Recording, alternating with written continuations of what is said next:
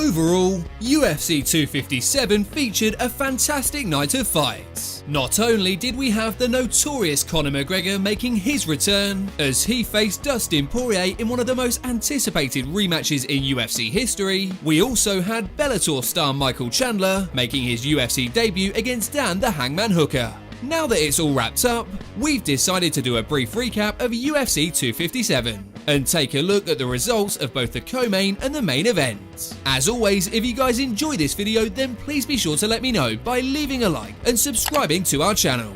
Now, without further ado, let's take a look at what happened at UFC 257.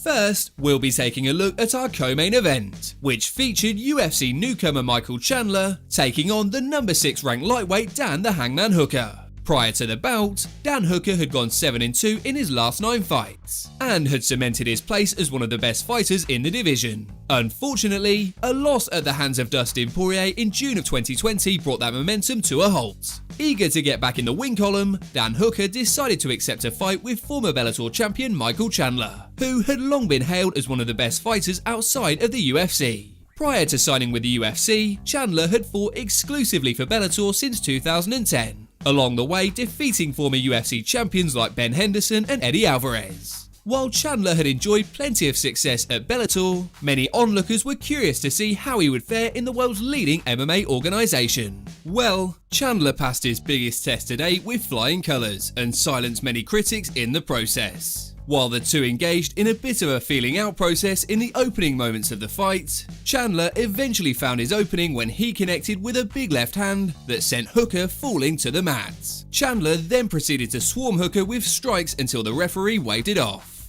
earning himself a very impressive first round knockout. Now, with his first UFC win in the books, Chandler has made it clear that he's eyeing a match with either Dustin Poirier or Khabib Nurmagomedov.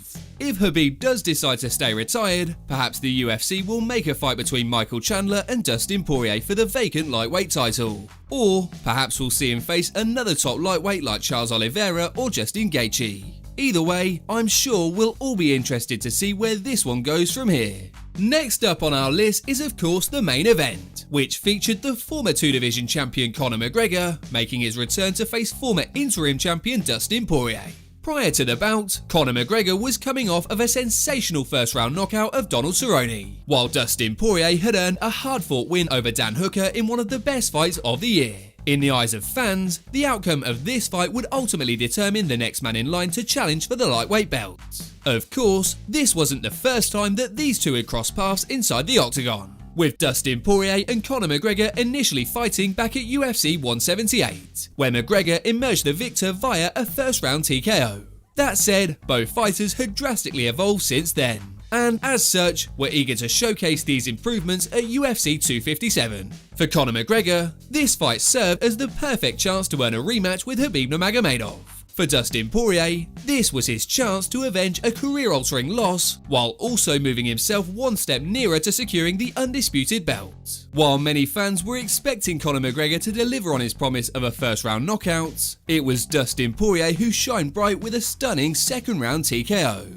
Admittedly, Dustin Poirier had had a bit of a rough start in the first round. However, Dustin weathered the storm and continued to land some solid kicks to McGregor's legs. As Poirier began to wear McGregor down in round 2, he eventually stunned him with a well-timed left hand and proceeded to swarm him with several vicious shots. Poirier then followed up with a flurry of punches until he sent McGregor crashing to the canvas. When it was all said and done, Poirier earned his revenge and became the first man in MMA history to knock out Conor McGregor. As for what's next, Dustin Poirier will most likely want a rematch with Khabib Nurmagomedov if he decides to come out of retirement. Or perhaps a fight with Michael Chandler would also be a good option. As for Conor McGregor, his future remains a bit unclear. Now that a rematch with Khabib Nurmagomedov is no longer an option, McGregor may be interested in a trilogy fight with either Dustin Poirier or Nate Diaz. It's also possible that McGregor might decide to take some time off, so only time will tell where he goes from here.